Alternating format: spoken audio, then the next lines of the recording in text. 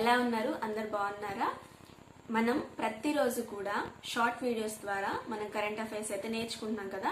So ఈ రోజు ఒక లాంగ్ వీడియోలో అయితే కరెంట్ అఫైర్స్ అయితే పోస్ట్ చేస్తున్నాను. వీడియోని స్కిప్ చేయకుండా ఎండ్ వరకు చూడండి. నా ఛానల్ని కనుక మీరు ఫస్ట్ టైం చూస్తున్నట్టయితే హాయ్, నా పేరు ప్రియాంక. నా ఛానల్లో అయితే గవర్నమెంట్ జాబ్ ఎగ్జామ్కి సంబంధించిన వీడియోస్, అలాగే shopping, travel, cooking, life style, what not నా ఛానల్లో ఉంటాయి. ఫాలో అవుతూ ఉండండి. ప్రజెంట్ అయితే నేను గవర్నమెంట్ జాబ్ ఎగ్జామ్కి ప్రిపేర్ అవుతున్నాను కాబట్టి దానికి సంబంధించిన వీడియోస్ అయితే వస్తూ ఉంటాయి. ఫాలో అవ్వండి. అలాగే నేను ఈ లాంగ్ వీడియో చేయడానికి కారణం ఏంటంటే చాలా మంది నన్ను అడిగారు, అక్క లాంగ్ వీడియో చేయండి కరెంట్ అఫైర్స్కి సంబంధించి అని చెప్పేసి.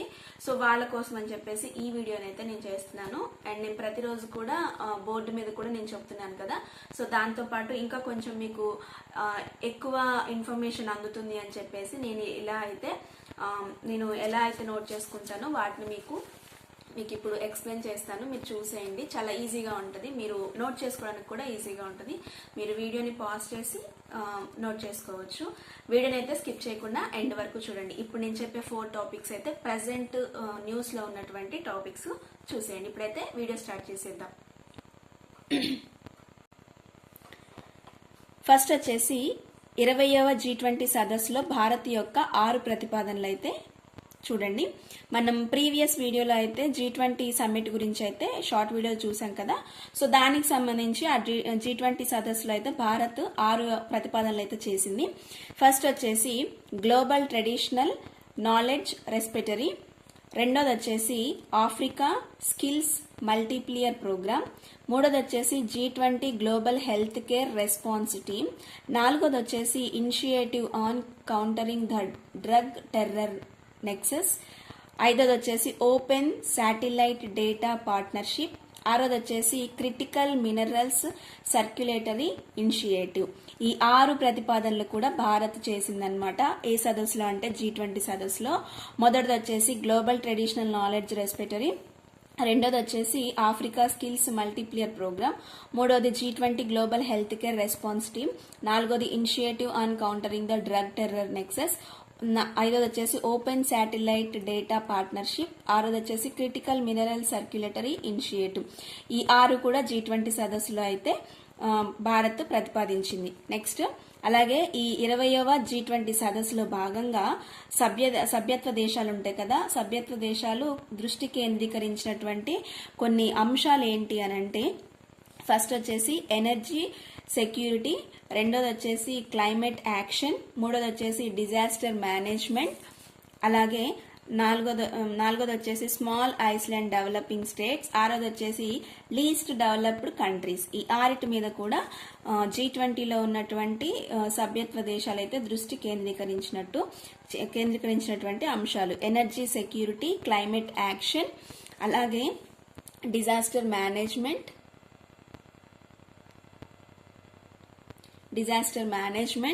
Small Iceland developing states, least developed countries. వీటి మీద అయితే G20 సదస్సులో సభ్యత్వ దేశాలు దృష్టి కేంద్రీకరించాయి. నెక్స్ట్ వచ్చేసి సెకండ్ వచ్చేసి Australia Canada India technology and innovation partnership. దీన్నే ACITI అని చెప్పేసి అంటారు. ఏ అంటే ఆస్ట్రేలియా, C అంటే కెనడా, I అంటే ఇండియా, T అంటే టెక్నాలజీ, I అంటే అండ్ ఇన్నోవేషన్ అండ్ పార్ట్నర్షిప్ అన్నమాట. దీని యొక్క ముఖ్య ఉద్దేశం ఏంటి అనేది చూద్దాము. ఫస్ట్ వచ్చేసి G20 సదస్సు సందర్భంగా ఆస్ట్రేలియా, కెనడా, ఇండియా దేశాధినేతలు ACITI భాగస్వామ్యాన్ని ప్రతిపాదించి ప్రవేశపెట్టారు. అయితే దీనిలో వీరి యొక్క ముఖ్య ఉద్దేశం ఏంటి అని అంటే AI cooperation, renewable energy development, అలాగే critical mineral supply chain development. ఈ 3 కూడా ACITI యొక్క పార్ట్నర్షిప్ లో వాళ్ళు ప్రతిపాదించినటువంటి ముఖ్య ఉద్దేశాలు అనమాట. ఒకటి AI కోఆపరేషన్, రెండోది వచ్చేసి రిన్యూవబుల్ ఎనర్జీ డెవలప్మెంట్, మూడోది వచ్చేసి critical mineral supply chain development అనమాట. అయితే ఈ ఆస్ట్రేలియా యొక్క రాజధాని వచ్చేసి కాన్బెర్రా, అక్కడ యూజ్ చేసే కరెన్సీ వచ్చేసి డాలర్, ప్రైమ్ మినిస్టర్ వచ్చేసి ఆంటోనీ ఎల్బెన్స్, అలాగే కెనడా యొక్క క్యాపిటల్ ఒట్టావా, కరెన్సీ వచ్చేసి డాలర్, ప్రైమ్ మినిస్టర్ వచ్చేసి మార్క్ కార్నే. వీరు ఇక్కడ రాజధాని, అలాగే వీళ్ళు యూజ్ చేసే కరెన్సీ. ఏ ఏ దేశాలు ఇన్నోవేషన్ టెక్నాలజీ అంటే ఇన్నోవేషన్ పార్ట్నర్షిప్ లో ఉన్నారు అంటే ఆస్ట్రేలియా, కెనడా, ఇండియా, ఈ 3 కూడా ఈ పార్ట్నర్షిప్ లో అయితే భాగంగా ఉన్నారనమాట. నెక్స్ట్ వచ్చేసి విద్యార్థుల కోసం జెడ్ పోస్ట్ ఆఫీసులు అయితే స్టార్ట్ చేయడం జరిగింది. విద్యార్థుల కోసం జెడ్ పోస్ట్ ఆఫీసులు అయితే స్టార్ట్ చేయడం జరిగింది. మరి ఏంటి ఈ పోస్ట్ ఆఫీసులు అని అంటే, ఫస్ట్ వచ్చేసి అసలు ఈ జెడ్ అంటే ఏంటి అని మనం అనుకుంటే, ఈ జెడ్ అంటే ఏంటంటే ప్రతి ఒక్క విద్యా సంస్థలో అయితే ఈ జెడ్ పోస్ట్ ఆఫీసుల ద్వారా డిజిటల్ గా కూడా వాళ్ళకి సేవలు అందించడానికి అని చెప్పేసి కేంద్ర ప్రభుత్వం ఈ జెడ్ పోస్ట్ ఆఫీసులు అయితే స్టార్ట్ చేయడం జరిగిందనమాట. ఎవరి కోసం అంటే యువత కోసం ఆధునిక సేవలు దేశంలో జెడ్ థీమ్ తో పోస్ట్ ఆఫీసులు అయితే ఈ జెడ్ పోస్ట్ ఆఫీసులను అయితే స్టార్ట్ చేయడం జరిగింది. ముఖ్యంగా యువత ఎవరైతే ఉంటారో వారి కోసం అని చెప్పేసి ఆధునిక సేవలు అంటే మోడర్న్ టెక్నాలజీ మనకి బాగా ఇంప్రూవ్ అయింది కదా, సో దానికి అనుగుణంగా అయితే పోస్ట్ ఆఫీసులు కూడా ఈ జెడ్ అనే ఒక కొత్త థీమ్ తో అయితే స్టార్ట్ చేశారనమాట. ఎక్కడ ఫస్ట్ చేశారు అంటే ఢిల్లీలో 2 పోస్ట్ ఆఫీసులు అయితే ప్రారంభించారు ఇనిషియల్ గా. ఫస్ట్ వచ్చేసి జెడ్ పోస్ట్ ఆఫీస్ ను 19వ తేదీన ఐఐటి ఢిల్లీలో స్టార్ట్ చేశారు. నెక్స్ట్ 20వ తారీఖున ఢిల్లీ యూనివర్సిటీలో అయితే స్టార్ట్ చేయడం జరిగింది. 2 ఢిల్లీలోనే, ఒకటి ఐఐటి ఢిల్లీలో, 2 ఢిల్లీ యూనివర్సిటీలో అయితే స్టార్ట్ చేయడం జరిగింది. ప్రాథమికంగా 2 మాత్రమే స్టార్ట్ చేశారు. అయితే ఇవి వచ్చే సంవత్సరం నాటికి జనవరి నాటికి 46 విద్యా సంస్థలు అయితే జెడ్ అయితే ప్రవేశపెట్టడం జరుగుతుందన్నమాట.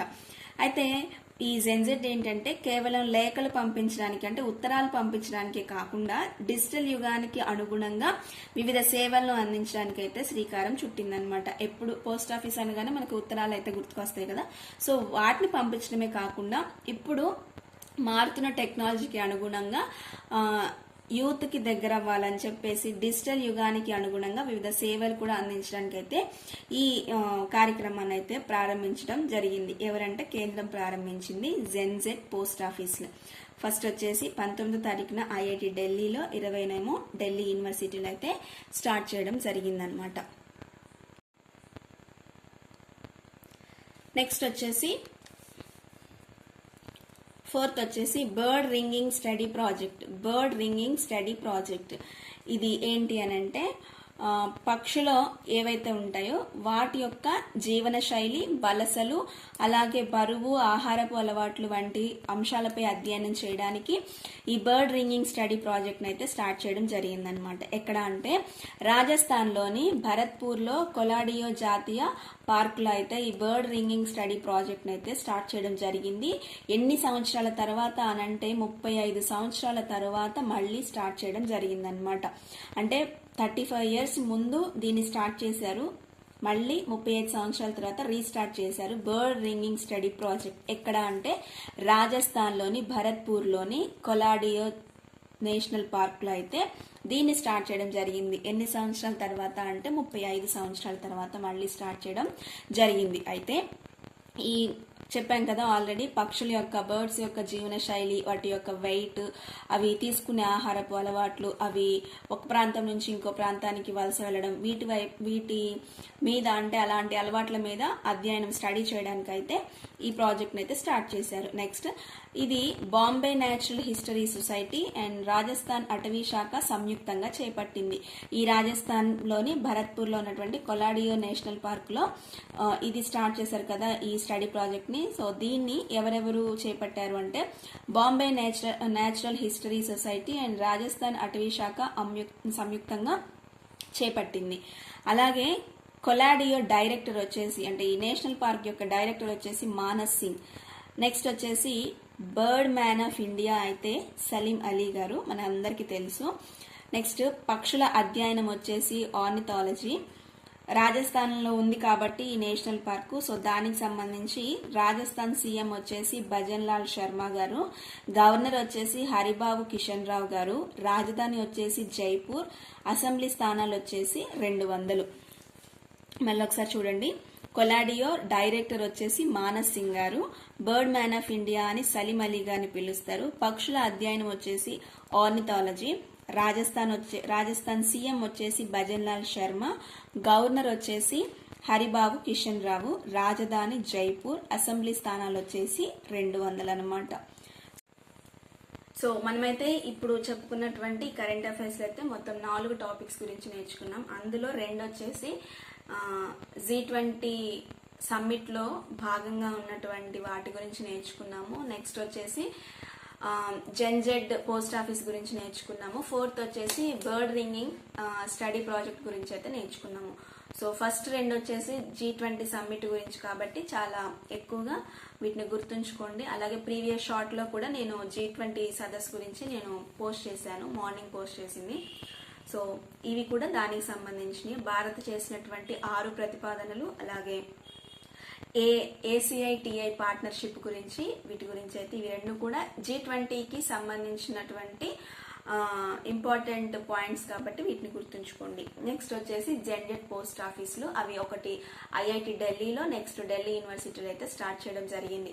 19th నేమో IIT ఢిల్లీలో, 20th నేమో ఢిల్లీ యూనివర్సిటీలో అయితే స్టార్ట్ చేయడం జరిగింది. ఇక నెక్స్ట్ వచ్చేసి రాజస్థాన్ లో ఉన్నటువంటి కొలాడియో నేషనల్ పార్క్ లో ఈ బర్డ్ రింగింగ్ ప్రాజెక్ట్ అయితే స్టార్ట్ చేయడం జరిగింది. అండ్ కొలాడియో నేషనల్ పార్క్ యొక్క డైరెక్టర్ వచ్చేసి మానస్ సింగ్ గారు, and bird man of India అని చెప్పేసి సలీం అలీ గారిని పిలుస్తారు.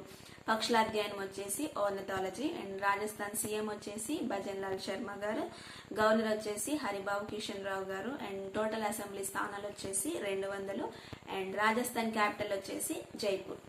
సో ఈ వీడియోలో అయితే ఈ 4 కరెంట్ అఫైర్స్ గురించి అయితే నేర్చుకున్నాం కదా. సో మీకు చాలా బాగా అర్థమైందని అనుకుంటున్నాను. మీకు ఈ వీడియో ఇలా కరెంట్ అఫైర్స్ చేయడం మీకు ఒకవేళ యూస్ఫుల్ అనిపిస్తే మాత్రం ఖచ్చితంగా కింద కామెంట్ సెక్షన్ చేయండి. ఇక నుంచి ప్రతి వీడియోస్ కూడా ఇలానే లాంగ్ వీడియోస్ అయితే నేను పోస్ట్ చేస్తాను. దీని ద్వారా మీకు ఇంకొంచెం ఎక్కువ ఇన్ఫర్మేషన్ అనేది వస్తుంది కదా. సో అందుకని చెప్పేసి ఇలా అయితే నేను అనుకున్నాను. మీకు ఒకవేళ ఇది యూస్ఫుల్ అనిపిస్తే మాత్రం ఇలానే కంటిన్యూ చేయమంటే కింద కామెంట్ సెక్షన్ లో కామెంట్ చేయండి. మనం ప్రతిరోజు కూడా ఇలానే ప్రతిరోజు కరెంట్ అఫైర్స్ అయితే ఇలానే పోస్ట్ చేయడానికి అయితే నేను ట్రై చేస్తాను. అలాగే మన స్టడీ సిరీస్ 1111 అనే ఇన్స్టాగ్రామ్ పేజ్ ని కూడా మీరు ఫాలో అవుతూ ఉండండి, మీరు ఫాలో చేస్తూ ఉండండి. దాంట్లో కూడా RRB, NTPC అలాగే EMRS కి సంబంధించినటువంటి క్విజ్ అయితే అప్లోడ్ అవుతూ ఉంటుంది.